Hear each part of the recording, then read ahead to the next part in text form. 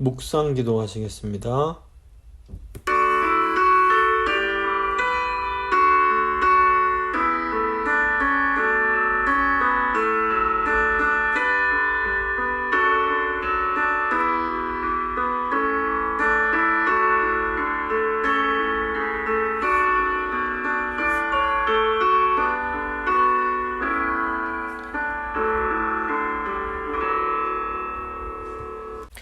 사도신경 고백합니다. 나는 전능하신 아버지 하나님, 천지의 창조주를 믿습니다. 나는 그의 유일하신 아들 우리 주 예수 그리스도를 믿습니다. 그는 성령으로 잉태되어 동정녀 마리아에게서 나시고 본디오 빌라도에게 고난을 받아 십자가에 못 박혀 죽으시고 장사된 지 사흘 만에 죽은 자 가운데서 다시 살아나셨으며 하늘에 오르시어 전능하신 아버지 하나님 우편에 앉아 계시다가 거기로부터 살아있는 자와 죽은 자를 심판하러 오십니다. 나는 성령을 믿으며 거룩한 공교회와 성도의 교제와 죄를 용서받는 것과 몸의 부활과 영생을 믿습니다. 아멘. 찬송가 528장 찬양하겠습니다. 찬송가 528장입니다.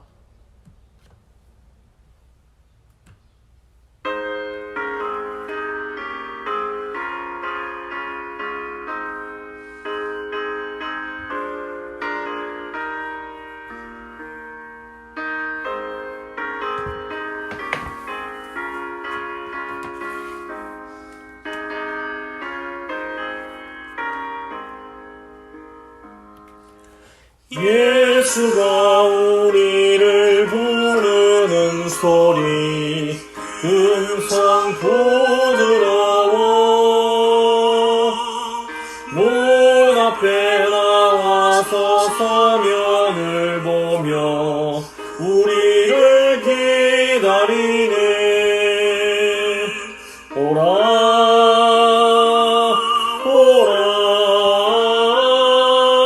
방황치 말고 오라. 죄 있는 자들아 이리로 오라. 주 예수 앞에 오라. 간절히 오라고 부르실 때에 우리는 지체하랴. 주님의 은혜를 왜 아니 받고 못 들은 채 하려나. 오라 오라 방황치 말고 오라. 죄 있는 자들아 이리로 오라. 주 예수 앞에 오라. 세월이 살같이 빠르게 지나 쾌락이 끝이 나고 사망의 그늘이 너와 내 앞에 울리며 가리우네. 오라 오라 방황치 말고 오라. 죄 있는 자들아 이리로 오라. 주 예수 앞에 오라. 우리를 위하여 예비해 두신 영원한 집이 있어. 죄 많은 세상을 떠나게 될 때 영접해 주시겠네. 오라 오라 방황치 말고 오라. 죄 있는 자들아 이리로 오라. 주 예수 앞에 오라. 기도하시겠습니다. 언제나 우리를 사랑으로 불러주시는 참 좋으신 하나님, 오늘도 우리를 이 말씀의 자리로 불러주신 그 은혜에 감사합니다. 하나님, 저희는 연약한 죄인들입니다. 그래서 하나님의 그 뜻을 알면서도 그 뜻대로 온전히 살아내지 못할 때가 많음을 주님 고백합니다. 하지만 하나님께서는 저희를 사랑하시는 아버지이시기에 늘 변함없는 사랑으로 저희를 또다시 하나님 그 은혜의 자리로 불러주십니다. 좀 저희가 그 은혜의 부르심에 응답하여 주님 앞으로 나아가길 원합니다. 오늘 말씀 주실 때에 저희 가운데 하나님의 음성을 듣게 하시고 그 음성으로 새롭게 힘을 얻게 하시고 죄에서 돌이키게 하시고 하나님 말씀에 순종함으로 하나님이 주시고자 하시는 참된 안식과 평안을 누리며 이 땅을 살아갈 수 있도록 하나님의 백성된 거룩한 삶, 제사장 나라된 삶 잘 살아갈 수 있도록 주여 저희를 붙들어 주시옵소서. 이 시간 함께 해주실 것을 믿고 감사드리며 귀하고 복되신 우리 주 예수 그리스도의 이름으로 기도드립니다. 아멘. 오늘 주신 하나님 말씀은 열왕기상 16장 30절부터 33절까지의 말씀입니다. 열왕기상 16장 30절로 33절까지의 말씀 제가 읽어드리도록 하겠습니다. 오므리의 아들 아합이 그의 이전의 모든 사람보다 여호와 보시기에 악을 더욱 행하여 느밧의 아들 여로보암의 죄를 따라 행하는 것을 오히려 가볍게 여기며 시돈 사람의 왕 엣바알의 딸 이세벨을 아내로 삼고 가서 바알을 섬겨 예배하고 사마리아에 건축한 바알의 신전 안에 바알을 위하여 제단을 쌓으며 또 아세라 상을 만들었으니 그는 그 이전에 이스라엘의 모든 왕보다 심히 이스라엘 하나님 여호와를 노하시게 하였더라. 아멘. 오늘은 열왕기서 21강 열왕기상 16장 후반부부터 17장 내용을 한번 살펴보겠습니다. 지난주에 저희가 북이스라엘의 초대왕인 여로보암에 이어지는 북이스라엘의 왕들에 대해서 같이 생각을 했습니다. 여로보암의 아들인 나답은 왕이 된 지 채 2년도 되지 않아서 이제 반란을 당해서 이제 죽게 됩니다. 이때 이제 나답뿐 아니라 여로보암 집안의 모든 남자들이 다 몰살을 당하는데 이것은 하나님께서 여로보암에게 선지자를 보내서 회개할 기회를 주셨음에도 이 여로보암과 나답이 끝까지 회개하지 않고 죄악된 길을 고집했던 결과라고 볼 수 있습니다. 그러니까 하나님께서 말씀을 통해서 심판에 대해서 말씀하실 때에는 괴롭기는 해도 아직 기회는 있는 것입니다. 이때 하나님 앞에 나아가서 진심으로 회개하면 하나님의 그 무서운 심판을 피할 수 있게 됩니다.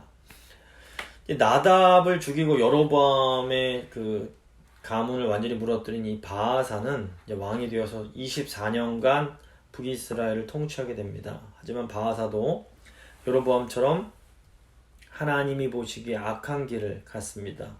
하나님은 이 바아사에게도 또 선지자를 똑같이 보내셔서 회개할 수 있는 기회를 주십니다. 하지만 바아사도 회개하지 않았고 그의 아들 엘라는 향락만을 일삼는 아주 어리석은 왕이었습니다. 결국 이 바아사의 가문도 그 아들 엘라 때의 반란으로 몰살을 당하게 됩니다.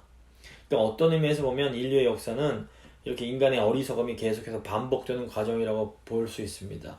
그러니까 선임자가 저지른 잘못을 후임자가 그것 때문에 이제 왕이 되었음에도 똑같이 반복을 하는 겁니다. 근데 이 어리석은 반복을 끊는 유일한 방법은 믿음으로 결단하고 회개하는 겁니다. 회개해서 죄악된 길에서 돌아서는 것만이 우리가 새로운 역사를 쓸 수 있는 유일한 방법입니다. 이 바아사 가문의 반란을 일으킨 시므리는 지지 세력도 없이 그냥 왕의 자리에 대해 욕심만 가득했던 그런 사람이었습니다. 시므리는 단 일주일 동안만 왕좌에 앉아 있다가 죽게 됩니다. 그러니까 시므리는 과도한 욕심 때문에 죽음의 길을 간 대표적인 어리석은 인물이라고 할 수 있습니다. 시므리에 이어서 왕이 된 오므리는 정치력이 있는 인물로 이 오므리 왕조가 이제 4대 동안 지속이 됩니다. 오므리는 북이스라엘의 수도를 디르사에서 사마리아로 옮기고 북이스라엘을 강한 나라로 키우게 됩니다. 그런데 이 오므리가 쌓은 업적은 하나님을 떠나 인간적인 방법으로 만들어낸 것이었습니다. 그래서 오므리가 세상적으로는 주변 나라들에게는 인정을 받았을지 몰라도 정작 하나님께는 인정을 받지 못했습니다. 그래서 신앙적으로 볼 때에는 아무런 가치가 없는 그런 인생을 살았던 겁니다. 이 북이스라엘의 왕들의 공통된 특징이 있는데 그것은 하나같이 이 왕들이 악한 왕 여로보암의 길을 따라갔다는 것입니다. 물론 인간적으로 보면 어떤 왕들은 다른 왕들보다 더 뛰어난 지도력과 정치력을 가지고 있었습니다.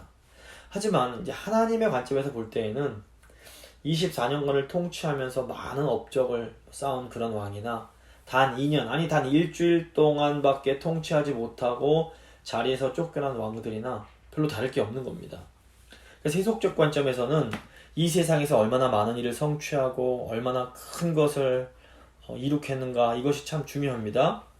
하지만 하나님 백성들에게 참으로 중요한 것은 하나님과 어떤 관계를 맺으면서 살아가는가 하는 것입니다. 하나님 나라의 왕은 하나님을 떠나서 하나님이 원하시지 않는 방법으로 아무리 많은 것을 성취한다고 해도 그것은 하나님 보시기엔 아무 쓸모가 없는 일인 겁니다. 세상적으로 보기에는 남긴 것이 별로 없어 보이는 삶일지라도 늘 주님과 동행하며 말씀에 순종한 삶이 하나님 보시기에는 훨씬 더 가치 있는 삶입니다. 그래서 유명한 정치 지도자가 되거나 유명한 교수, 유명한 기업인이 되어서 많은 사람들에게 인정받는 것보다 하나님이 알아주시고 하나님께 인정받는 사람이 되는 것이 신앙적으로 볼 때는 훨씬 더 복되고 아름다운 삶인 겁니다. 그런 의미에서 저희가 이제 의미가 있는 겁니다. 16장 29절부터 34절까지 아합 왕의 일대기를 정리한 내용이 나옵니다. 오늘부터 11개 나오는 인물들 중에서 그 악역의 그 중심에 해당하는 아합 왕에 대해서 이제 한동안 다루게 될 텐데, 먼저 16장 29절 보시면 유다의 아사왕 제38년에 오므리의 아들 아합이 이스라엘의 왕이 되니라. 오므리의 아들 아합이 사마리아에서 22년 동안 이스라엘을 다스리니라.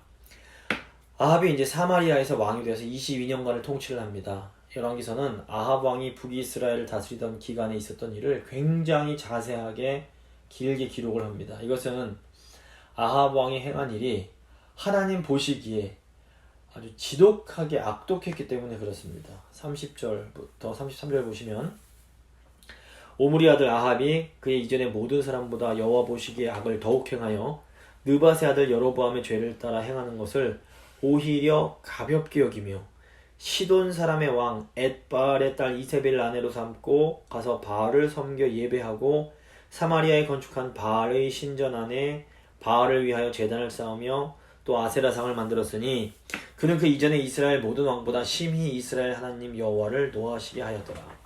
그러니까 아합은 우상을 섬기던 여로보암 왕의 죄를 그냥 뒤따른 것이 아니라 더욱더 적극적으로 우상을 받아들입니다. 아합은 바알 숭배의 본고장이라고 할 수 있는 이 시돈 왕 엣바알의 딸 이세벨을 아내로 삼습니다. 엣바알은 이제 두로의 히람 왕가를 무너뜨리고, 이 히람 왕가가 이제 다윗과 솔로몬의 때에 이제 이스라엘과 잘 지내던 왕이었는데, 이 엣바알이 이 두로의 히람 왕을 무너뜨리고 주전 887년부터 신약성경에서 수로 보니게 할 때 보니게라고 불리는 페니키아를 다스리게 됩니다. 근데 이제 이 엣바알이란 이름의 뜻 자체가 바알과 함께라는 의미가 있습니다. 그러니까 얼마나 이 바알을 열심히 숭배하던 왕인지 알 수 있습니다. 이 북이스라엘의 입장에서는 이 보니게, 페니키아와 손을 잡으면 교역을 확대할 수 있고, 나아가 그 북이스라엘 북쪽에 있는 아람이라는 나라를 견제할 수 있는 그런 이중적인 이익이 있었을 겁니다. 그러니까 오므리 집안이 이런 실리적이고 정치적인 이유로 시돈의 왕과 혼인 관계를 맺었을 수 있습니다. 하지만 구약성에서 늘 강조하는 것처럼 우상 숭배자와 결혼 관계를 맺는 것은 곧 우상을 받아들이는 것을 의미합니다. 결국 아합은 적극적으로 이 시돈의 바알 종교를 받아들여서 북이스라엘을 극심한 타락의 길로 몰고 갑니다. 아합은 수도인 사마리아에 바알 신전을 짓고 아세라 상까지 만들게 됩니다. 34절입니다. 그 시대에 베델 사람 히엘이 여리고를 건축하였는데 그가 그 터를 쌓을 때에 맏아들 아비람을 잃었고 그 성문을 세울 때에 막내 아들 수굽을 잃었으니 여호와께서 눈의 아들 여호수아를 통하여 하신 말씀과 같이 되었더라. 이 베델 사람 히엘이라는 사람이 여리고성을 건축하는데 이것은 이제 더 이상 이제 이스라엘 사람들이 하나님의 말씀을 존중하지도 않고 하나님을 경외하지도 않음을 이제 의미합니다. 이 여리고성은 아시는 것처럼 그 과거 우상을 섬겼던 가나안 땅을 대표하는 그런 강한 성이었습니다. 그래서 하나님께서 이 여리고성을 무너뜨린 후에 여호수아를 통해서 다시는 이 가나안을 세우지 말 것을 명하십니다. 여호수아 6장 26절입니다. 여호수아가 그때 맹세하게 하여 이르되 누구든지 일어나서 이 여리고성을 건축하는 자는 여호와 앞에서 저주를 받을 것이라. 그 기초를 쌓을 때에 그의 맏아들을 잃을 것이요 그 문을 세울 때에 그의 막내 아들을 잃으리라 하였더라. 그러니까 이것은 가나안 땅에 다시 하나님이 그 약속하신 가나안 땅에 또다시 우상 숭배를 드려오는 자에게는 큰 저주가 임할 것을 이제 상징하는 예언이었습니다. 실제로 여리고성을 다시 건축한 히엘은 예언대로 맏아들과 막내 아들을 잃게 됩니다. 그런데 고대 근동에서는 큰 건축물을 지을 때에 그 아들을 토대 제물로 바치는 아주 악한 풍습이 있었습니다. 어쩌면 이 히엘이라는 사람이 여리고성을 지을 때에 이런 이방 관습에 따라서 맏아들과 막내 아들을 희생 제물로 바쳤을 가능성도 없지는 않습니다. 무엇이 되었든 간에 이 우상 숭배에 앞장서는 자에게는 항상 이런 끔찍한 결과가 있게 되는 겁니다. 이 우상 숭배가 무서운 게 이런 겁니다. 여리고성이 재건된 것은 아합 시대의 영적 상황이 얼마나 어두웠는지를 잘 보여줍니다. 아합이 이스라엘의 그 신앙과 하나님 말씀을 두려워했다면 여리고성이 이렇게 재건되지 못했을 겁니다. 히엘이라는 사람이 베델 출신인데 이것은 이제 베델까지도 완전히 우상을 숭배하는 그런 지역이 되어버렸음을 보여줍니다. 그러니까 이스라엘이 더 이상 우상 숭배의 땅인 가나안을 믿음으로 정복하려고 하지 않고 도리어 이제 이 가나안의 종교를 받아들이는 그런 나라가 되어버린 겁니다. 그리고 결국 이스라엘은 하나님의 심판으로 무너져버린 여리고성과 똑같은 이제 길을 가게 됩니다. 이스라엘은 사실 우상을 숭배하는 이 세상 한복판에서 우상을 거스르면서 여호와 하나님만을 섬겨야 할 그런 아주 중요한 사명이 있는 하나님의 나라였습니다. 오늘날에는 예수님의 몸인 교회가 우상을 숭배하는 이 세상에 맞서는 마지막 보루와 같은 역할을 해야 합니다.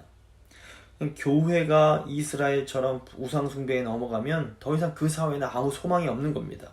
그래서 재건교회가 우상 숭배를 끝까지 거부한 그런 교회인데 저희 재건교회 사명은 끝까지 돈, 쾌락, 명예와 같은 이런 헛된 우상에 넘어가지 않고 하나님만을 신실하게 섬기는 것이라고 우리가 볼 수 있습니다. 이 사명을 제가 좀 잘 감당해야 됩니다. 이제 열왕기상 17장부터 열왕기하 11장까지 이 긴 내용이 옴므리 왕조의 바알 숭배와 이에 맞서는 선지자들의 사역이 되겠습니다. 그래서 특별히 열왕기상 17장부터 열왕기하 1장까지는 아합 왕 시기에 바알 숭배에 맞서서 엘리야 선지자가 사역을 하는 내용이라고 할 수 있습니다. 엘리야 선지자의 활동이 이제 주로 아합 왕조의 이 바알 숭배 정책과 맞서는 것이었습니다. 근데 이제 이 우상을 숭배하는 사회의 아주 대표적인 특징이 뭔가 하면 불의가 만연해지는 겁니다. 그래서 이제 이 내용 중에 나봇의 포도원 얘기가 나오는데 아합 왕가가 우상을 섬기면서 그 사회적으로 경제적으로 불의를 행하는 그런 것을 보여주고 또 엘리야 선지자가 이런 불의에 맞서는 내용이 나오게 됩니다. 17장 내용은 이제 사르밧 과부에 관한 내용인데 풍요와 생명의 주관자가 하나님이심을 보여줍니다. 먼저 17장 1절부터 7절 보면 그 엘리야가 나타나고 이제 가뭄이 이스라엘 땅에 임하는 내용입니다. 엘리야는 구약 선지자들을 대표하는 그런 선지자입니다. 그래서 말라기 마지막 부분에 보시면 여호와의 크고 두려운 날이 이르기 전에 다시 엘리야가 나타날 것을 이제 예언을 합니다. 이 엘리야가 신약에 나오는 세례 요한이었는데, 또 이제 변화산에서 모세와 함께 나타나서 예수님께서 예루살렘에서 돌아가실 것을 대화했던 선지자도 엘리야였습니다. 그러니까 엘리야는 모세가 구약의 율법을 대표한다면 엘리야는 구약의 그 선지적 사명, 선지자들을 대표하는 그런 존재라고 할 수 있는데, 이 중엔 엘리야가 처음 등장하는 곳이 이제 열왕기상 17장입니다. 1절입니다. 길르앗에 우거하는 자 중에 디셉 사람 엘리야가 아합에게 말하되 내가 섬기는 이스라엘의 하나님 여호와께서 살아계심을 두고 맹세하노니 내 말이 없으면 수년 동안 비도 이슬도 있지 아니하리라 하니라. 보면 엘리야가 굉장히 소박하게 등장을 합니다. 보통 성경에서 어떤 중요한 사람이 나올 때는 그 사람의 뭐 가계나 뭐 아버지 이름 나오면서 신분에 대한 언급이 나오는데, 엘리야는 그런 것이 전혀 없습니다. 단지 엘리야가 길르앗 디셉 출신인 것만 나오는데, 이 디셉은 야복 강가에서 북쪽으로 약 한 13km 정도 떨어진 그런 곳입니다. 이렇게 해서 엘리야에 대해서 어떤 배경이 나오지 않는 것이 무엇을 의미하는가? 이것은 선지자에게 중요한 것은 좋은 가문이나 화려한 배경이 아님을 보여줍니다. 선지자에게 가장 중요한 것은 그 사람이 하나님의 말씀을 온전히 대언하는 겁니다. 선지자는 하나님의 대언자로서 하나님이 주신 말씀을 크고 분명하게 전달해야 합니다. 이렇게 하나님의 말씀을 전하는 것을 예언이라고 부릅니다. 이 구약의 예언 사역의 전통을 계승하는 것이 오늘날의 설교 사역입니다. 그래서 이제 장로교 전통, 개혁주의 전통에서는 신약에 이제 나오는 은사 중에서 예언의 은사를 설교의 은사라고 이제 이해를 하는 것이 바로 이 때문에 그렇습니다. 엘리야 선지자가 아합 왕에게 전했던 예언은 가뭄에 대한 것이었습니다. 당시 이제 북이스라엘 사람들이 섬기던 바알은 비를 주관하고 구름을 가져다 주는 신으로 알려졌습니다. 그래서 아합 왕조를 중심으로 이 북이스라엘 백성들이 바알 숭배에 열을 올린 것도 사실은 이 비와 풍요를 원했기 때문입니다. 요즘 사람들이 막 부자 되고 싶은 것과 마음이 똑같은 마음이었습니다. 이때 엘리야가 나타나서 가뭄을 선포하자 실제로 3년 동안 비가 오지 않게 됩니다. 이것은 비를 주관하시는 분이 여호와 하나님이시지 바알이 아님을 보여주는 것이었습니다. 신명기를 보면 비는 하나님의 말씀을 지키는 자들에게 약속된 복이었습니다. 신명기 28장 12절입니다. 여호와께서 너를 위하여 하늘의 아름다운 보고를 여시사 내 땅에 때를 따라 비를 내리시고 내 손으로 하는 모든 일에 복을 주시리니 내가 많은 민족에게 꾸어줄지라도 너는 꾸지 아니할 것이요. 반면 이제 이 가뭄은 하나님과의 언약을 깨뜨린 자들에게 내리는 언약의 저주였습니다. 신명기 28장 23절입니다. 내 머리 위의 하늘은 놋이 되고 내 하늘의 땅은 철이 될 것이며 여호와께서 비 대신에 티끌과 모래를 내 땅에 내리시리니 그것들이 하늘에서 내 위에 내려 마침내 너를 멸하리라. 그러니까 아합 시대에 이스라엘의 그 기근이 임하게 된 것은 그들이 우상을 숭배함으로 하나님과 맺은 언약을 깨뜨린 것에 대한 일종의 저주였다고 볼 수 있습니다. 그런데 하나님의 백성 이스라엘에게는 사실 기근은 하나님께로 다시 돌아올 수 있게 하는 사랑의 매와 같은 겁니다.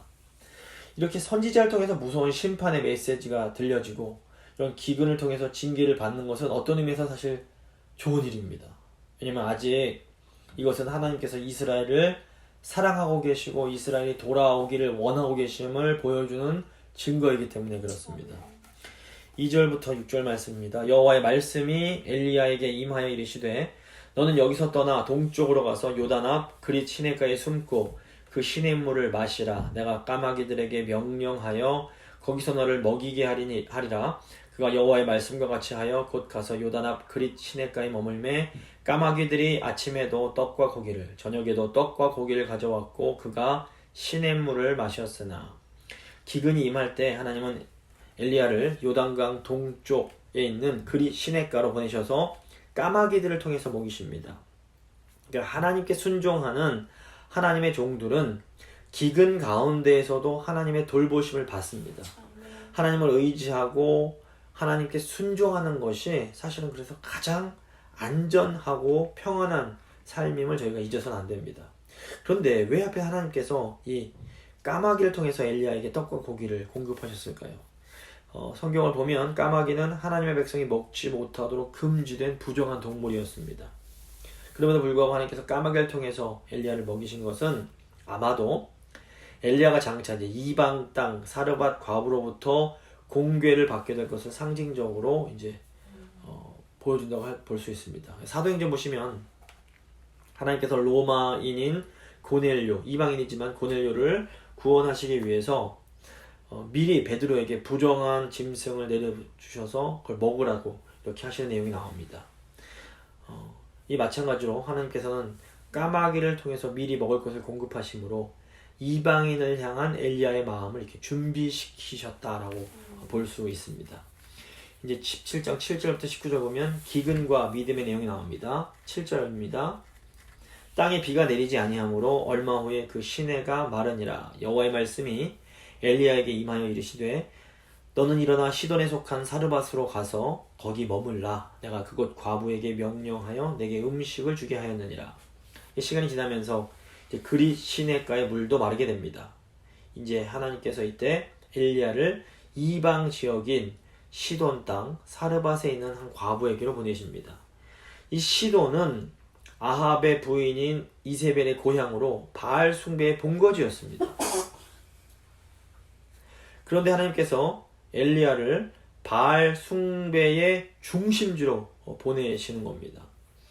하나님께서 엘리야를 이곳으로 보내신 것은 이곳 사르밧이라는 지역에 있는 과부를 구원해 주시기 위해서였습니다. 10절입니다. 그가 일어나 사르밧으로 가서 성문에 이를 때에 한 과부가 그곳에서 나뭇가지를 줍는지라. 이에 불러 이르되 청하건대 그릇에 물을 조금 가져다가 내게 마시게 하라. 그가 가지러 갈 때에 엘리야가 그를 불러 이르되 청하건대 내 손에 떡 한 조각을 내게로 가져오라. 엘리야는 하나님의 말씀에 따라 사르밧의 한 과부에게로 갑니다. 사르밧 과부를 만난 엘리야가 이제 그 과부에게 마실 물과 먹을 것을 달라고 요구를 합니다. 엘리야가 과부에게 먹을 것을 요구하는 것은 하나님께서 엘리야에게 하신 말씀 때문이었습니다. 사실 인간적인 차원에서 보면 가뭄이 든 지역의 그 가난한 과부에게 갑자기 먹을 것을 달라고 하는 것은 이거 좀 너무한 거 아닌가 하는 생각이 들 수 있습니다. 하지만 이걸 영적인 차원에서 보면 과부는 지금 하나님의 종으로부터 그 구원의 초청을 받고 있는 것이라고 볼 수 있습니다. 12절 보시면 그가 이르되 당신의 하나님 여호와께서 살아계심을 두고 맹세하노니 나는 떡이 없고 다만 통에 가루 한 움큼과 병에 기름 조금뿐이라. 내가 나뭇가지 둘을 주어다가 나와 내 아들을 위하여 음식을 만들어 먹고 그 후에는 죽으리라. 지금 여인은 아주 극심한 기근 가운데 이제 아들과 함께 먹을 딱 한 끼분의 식량만이 남아있는 상황이었습니다. 그래서 이제 이것만 만들어 먹고 저는 죽을 겁니다. 뭐 이런 상황이었기 때문에 여인은 정말 아무런 소망이 없는 그런 상황에 있었던 겁니다. 근데 이제 저희가 기억할 건 뭐냐면 북이스라엘뿐 아니라 시돈 땅에도 가뭄이 아주 극심했다는 사실입니다. 바알은 비를 주관하는 신이었습니다. 근데 이 바알 숭배 중심지에 기근이 있다는 것은 그 시돈 사람들이 신으로 믿고 있는 바알은 사실 아무런 능력이 없는 허수아비와 같은 정말 거짓 우상에 이제 불과하다는 것을 우리에게 보여줍니다. 근데 중요한 것은 이런 바알 숭배가 뭐 예전에 있었던 그런 일들뿐 아니라 지금도 있는 일이라는 겁니다. 오늘날에도 많은 사람들이 부와 행복을 줄 거라고 착각하면서 헛된 우상들을 섬깁니다. 그래서 한국 사람들의 경우에는 그 한때 자녀들을 정말 명문대에 보내기만 하면 부와 행복을 얻을 거라고 생각을 했습니다. 그래서 거기에 모든 걸 다 바칩니다. 근데 최근 보면 소위 좋은 대학을 졸업한 청년들도 큰 기근을 경험합니다. 일자리가 없는 겁니다. 그러니까 바알이 비를 내려주는 것이 아니듯이 명문대 졸업장이 부와 행복을 주는 것이 아닌 겁니다. 비를 주는 분이 하나님이신 것처럼 우리에게 참된 부요함과 행복을 주는 분은 오직 하나님이심을 저희가 잊어서는 안 됩니다. 13절 보시면 엘리야가 그에게 이르되 두려워하지 말고 가서 내 말대로 하려니와 먼저 그곳으로 나를 위하여 작은 떡 한 개를 만들어 내게로 가져오고 그 후에 너와 내 아들을 위하여 만들라. 엘리야가 여인에게 두려워하지 말라라고 말을 합니다. 하나님을 떠난 인간이 가지게 되는 가장 기초적인 감정이 바로 이 두려움입니다. 아담과 하와가 하나님께서 금지하신 선악과를 먹었을 때 느꼈던 감정도 두려움입니다. 그래서 아담이 하나님이 부르실 때 숨습니다. 하나님을 떠난 사람들이 계속해서 자신들을 보호해주는 자기만의 성을 튼튼하게 쌓고 싶어하는 것도 사실은 이 마음속 깊은 곳에 있는 두려움 때문에 그렇습니다. 우리는 다 두려워합니다. 죽음을 두려워하고 미래를 두려워합니다. 그래서 성경을 보면 하나님께서 구원의 말씀을 주시기 위해서 인간을 이제 찾아오실 때에도 인간들이 두려움을 느낍니다. 구약 성경을 보면 하나님이 인간에게 찾아오실 때 늘 인간들이 두려워합니다. 그래서 하나님은 인간을 향해서 항상 두려워하지 말라라는 말씀을 해주십니다. 그래서 성경에 가장 많이 나오는 명령이 다른 말이 아니라 두려워하지 말라라는 명령입니다. 엘리야는 이 여인에게 두려워하지 말고 자신의 말대로 하라고 하면서 하나님의 약속의 말씀을 전해줍니다. 14절입니다. 이스라엘의 하나님 여호와의 말씀이 나 여호와가 비를 지면에 내리는 날까지 그 통의 가루가 떨어지지 아니하고 그 병의 기름이 없어지지 아니하리라 하셨느니라. 아멘. 이 말씀은 기근의 상황 속에 있는 여인에게는 말 그대로 구원의 약속이요 복음이었습니다. 두려워하지 말아라. 기근의 그 기간 동안에 내가 너의 생계를 너의 삶을 책임져 주마. 만약에 이 여인이 하나님의 사람인 엘리야의 말을 불신했다면 이 말을 듣지 않았을 겁니다. 그런데 여인이 엘리야가 전한 하나님의 말씀을 믿고 엘리야를 대접합니다. 15절입니다. 그가 가서 엘리야의 말대로 하였더니 그가 엘리야와 그의 식구가 여러 날 먹었으나 여호와께서 엘리야를 통하여 하신 말씀같이 통에 가루가 떨어지지 아니하고 병의 기름이 없어지지 아니하니라. 바알을 섬기는 이방 땅에서 살던 여인이 어떻게 그 여호와를 섬기는 엘리야 선지자의 말을 믿고 순종할 수 있었을까요? 아마 이 여인도 바알을 섬기던 그런 사람이었을 겁니다. 하지만 계속되는 기근 앞에서 비를 주고 풍요를 준다고 믿었던 바알 신에게 대한 의심이 생겨났을 수 있습니다. 결국 모든 희망을 잃어버리고 곧 죽을 수밖에 없는 상황에서 하나님의 말씀이 들려질 때에 여인은 바알이 아니라 이스라엘 사람들이 섬기는 여호와가 참 하나님이실지 모른다는 그런 생각을 하게 되었을 수 있습니다. 그래서 이 여인에게 기근은 헛된 우상에서 벗어나 참 하나님께로 돌아올 수 있는 은혜의 방편으로 작용을 했던 겁니다. 근데 우리 삶에도 종종 이런 일들이 일어납니다. 하나님보다 더 소중하게 여기며 의지하고 기대하는 것을 성경은 우상이라고 부릅니다. 많은 사람들에게 돈이 우상이 되고 권력, 명예, 자녀 이런 하나님보다 더 이렇게 소중하게 여기는 것들을 사람들이 이제 우상으로 섬기면서 살아갑니다. 그러다가 인생에 큰 기근이 찾아오면서 자기들이 가장 소중하게 여기던 것들이 힘없이 무너지고 사라지는 것을 경험을 합니다. 그리고 그때까지 자기들이 정말로 인생에서 가장 소중하게 여기던 것들이 정말 아무것도 아니라는 그런 생각을 하면서 회의에 빠지게 됩니다. 근데 그 전까지는 아무리 하나님께서 말씀을 주셔도 그 말씀이 귀에 들어오지도 않고 순종하고 싶은 마음이 들지가 않습니다. 그런데 이제 기근이 와서 자신들이 우상으로 섬기던 것들이 와르르 다 무너지면 그때 비로소 마음이 겸손해지면서 하나님 말씀에 귀를 기울일 수 있게 되는 겁니다. 그래서 어떤 사람에게 기근은 하나님이 나에게 어떻게 이럴 수가 있어 하면서 하나님을 원망하고 떠나는 이유가 그런 구실이 될 수 있습니다. 하지만 오늘 말씀에 나오는 사르밧 과부처럼 하나님의 은혜를 입은 사람, 하나님으로부터 선택을 받은 사람들에게는 혹독한 기근이 자신이 헛되이 섬기던 우상을 떠나 하나님께로 돌아갈 수 있는 아주 좋은 기회가 될 수 있는 겁니다. 사르밧 과부는 엘리야 선지자를 통해서 전해진 하나님 말씀에 순종함으로 놀라운 구원의 기적을 경험하게 됩니다. 이 기적을 통해서 여인은 풍요, 부를 주관하시는 분은 바알이 아닌 여호와 하나님이시라는 것을 알게 됩니다. 그래서 성경 속에서 나타나는 기적은 호기심 많은 사람들을 자극하기 위해서 보여주는 어떤 마술 같은 것과는 완전히 차원이 다릅니다. 하나님께서 일으키시는 기적은 언제나 하나님 말씀이 참되다는 그런 사실을 증거하는 역할을 해줍니다. 그래서 복음서에서 보면 예수님께서 일으키시는 기적은 늘 표적이라고 이제 부르게 됩니다. 하나님의 말씀이 진실임을 드러내는 증거가 된다는 겁니다. 또 하나님께서 일으키시는 기적은 늘 구원과 연결이 됩니다. 기적은 죄의 결과를 극복하고 죄로부터 자유로운 완전히 새로운 창조를 바라볼 수 있게 만들어줍니다.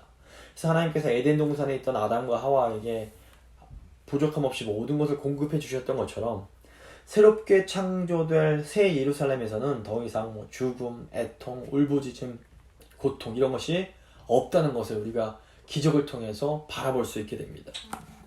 사르밧 과부 아들은 장차 있게 될 놀라운 일을 미리 맛보는 그런 은혜를 경험을 하게 됩니다. 저희가 자주는 아니지만 하나님은 때로 우리에게도 이런 놀라운 기적을 경험할 수 있는 은혜를 주십니다. 그래서 우리는 하나님이 일으켜 주신 기적을 통해서 장차 하나님께서 모든 것을 새롭게 하실 그 날을 소망할 수 있게 됩니다. 그런데 이제 사르밧 과부의 그 놀라운 구원 이야기가 여기서 끝이 아닙니다. 17장 17절부터 24절 보면 생명과 믿음에 대한 내용이 나옵니다. 17절입니다. 2일 후에 그 집 주인이 되는 여인의 아들이 병들어 증세가 심히 위중하다가 숨이 끊어진지라 사르밧 과부의 아들이 병들어 앓다가 죽게 됩니다. 믿음으로 엘리야 선지자의 말씀에 순종해서 자신이 가진 모든 것으로 선지자를 섬겼던 여인에게 왜 이런 끔찍한 불행이 닥치게 된 것일까요? 18절 말씀입니다.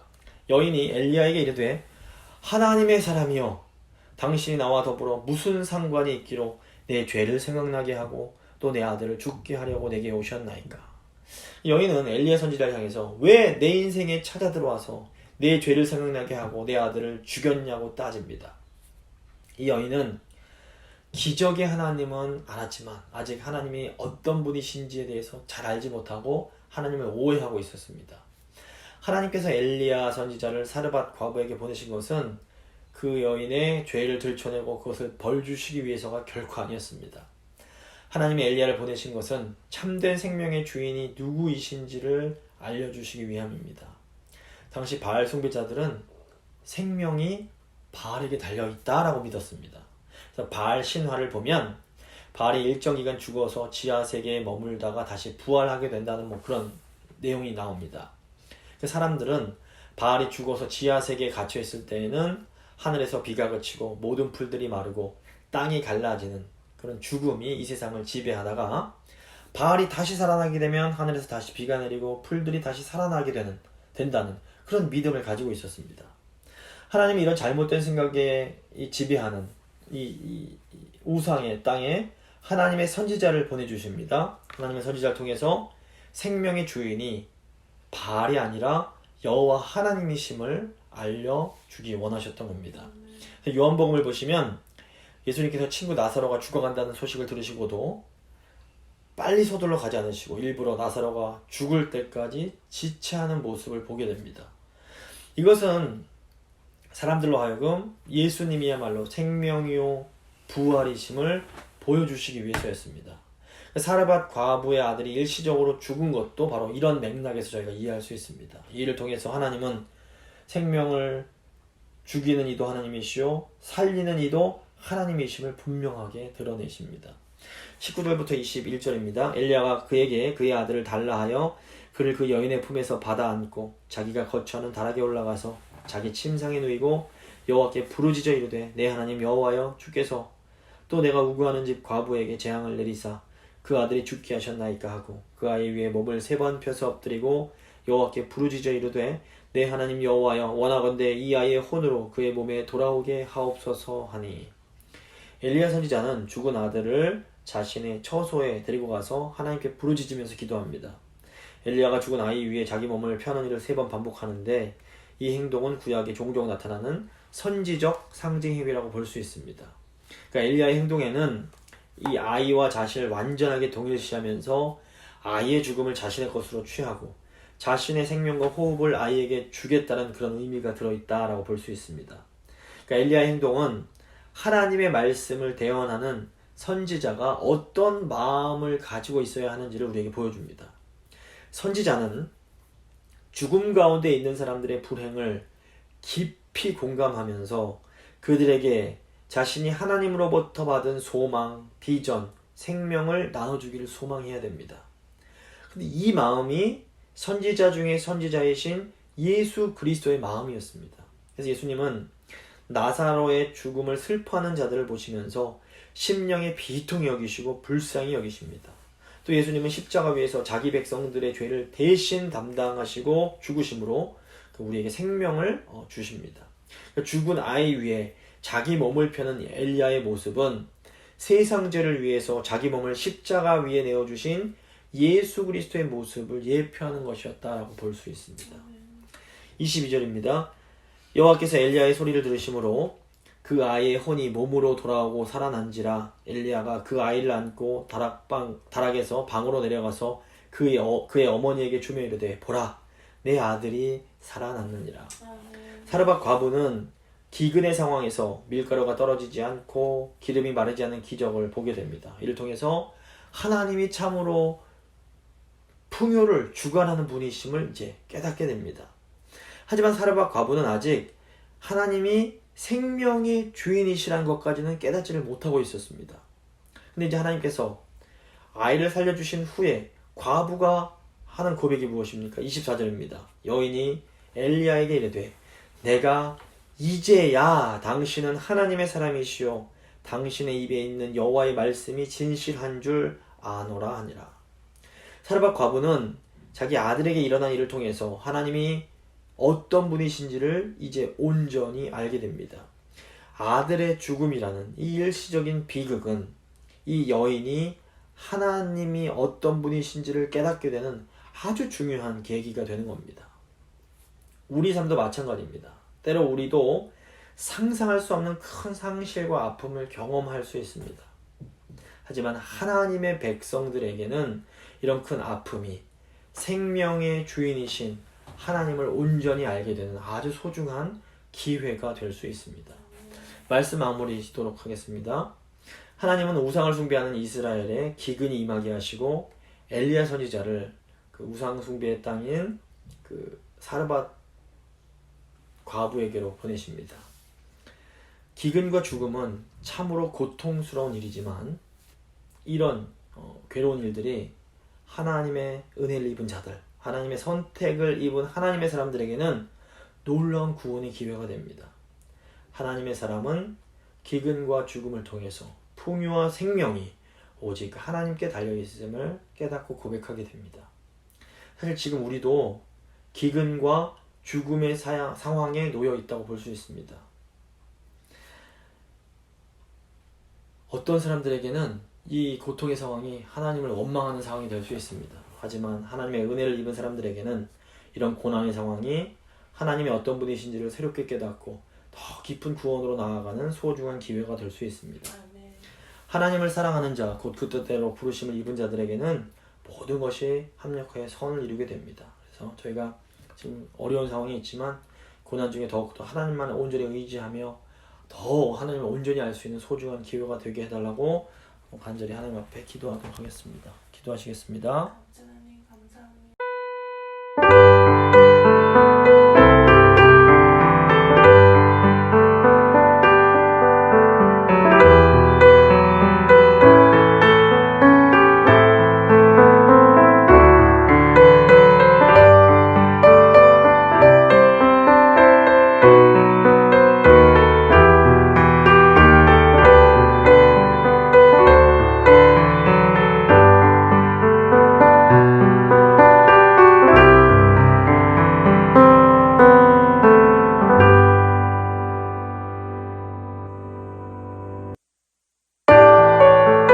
기도하겠습니다.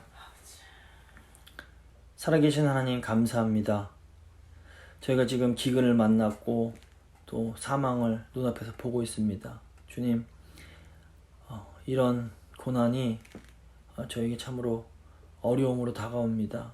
하지만 주님, 하나님을 사랑하는 자, 하나님의 선택을 받고 하나님의 자녀가 된 자들에게는 이런 고난과 어려움의 상황마저도 하나님을 더 깊이 알 수 있는, 하나님이 누구신지를 알 수 있는 소중한 기회가 됨을 다시 한번 깨닫습니다. 주님, 저에게 믿음을 더하여 주시옵소서. 이런 고난을 통해서 저희가 그동안 헛되이 섬기던 우상을 내려놓게 하시고 더욱더 회개함으로 하나님께 돌아가 온전히 하나님만 의지하고 섬기는 저희가 될 수 있도록 주여 도와주시옵소서. 아버지, 세상이 다 우상을 섬길지라도 주 예수 그리스도의 몸된 교회만큼은 우상을 떠나 하나님만을 온전히 섬겨야 합니다. 교회가 무너지면 이 세상에 아무런 소망이 없음을 고백합니다. 주님, 교회인 저희가 더 하나님 앞에서 깨어서 신실하게 하나님 한 분만을, 우리 주 예수 그리스도만을 섬길 수 있도록 주여 도와주시옵소서. 특별히 코로나가 심해져 가고 있는 상황 속에서 저희 성도님들 한 분 한 분 눈동자처럼 지켜주시고 무엇보다 육뿐 아니라 그 믿음도 더 강하게 지키셔서 어려운 상황일수록 더 하나님 한 분만을 온전히 바라보며 나아갈 수 있도록 주여 함께하여 주시옵소서. 저희를 통하여 영광 받으실 하나님께 감사드리며 귀하신 우리 구주 예수 그리스도의 이름으로 기도드립니다. 아멘. 찬송가 406장입니다. 찬송가 406장입니다.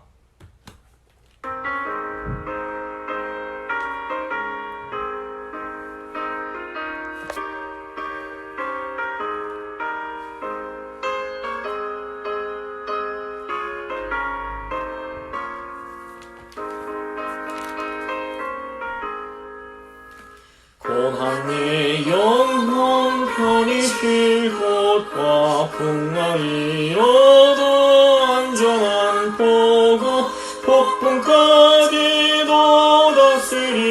다스리시는 주의 영원한 팔을 의지해 주의 영원하신 팔 함께 하사 항상 나를 붙드시니 어느 곳에 가든지 요동하지 않음은 주의 팔을 의지함이라. 세상 친구들 나를 버려도 예수는 함께 동행함으로 주의 은혜가 충만하리니 주의 영원한 팔을 의지해 주의 영원하신 팔 함께 하사 항상 나를 붙드시니 어느 곳에 가든지 요동하지 않음은 주의 팔을 의지함이라. 나의 믿음이 연약해져도 미리 예비한 힘을 주시며 위태할 때도 안보하시는 주의 영원한 팔을 의지해 주의 영원하신 팔 함께 하사 항상 나를 붙드시니 어느 곳에 가든지 요동하지 않음은 주의 팔을 의지함이라. 능치 못한 것 주께 없으니 나의 일생을 주께 맡기면 나의 모든 짐 대신 지시는 주의 영원한 팔을 의지해 주의 영원하신 팔 함께 하사 항상 나를 붙드시니 어느 곳에 가든지 요동하지 않음은 주의 팔을 의지함이라.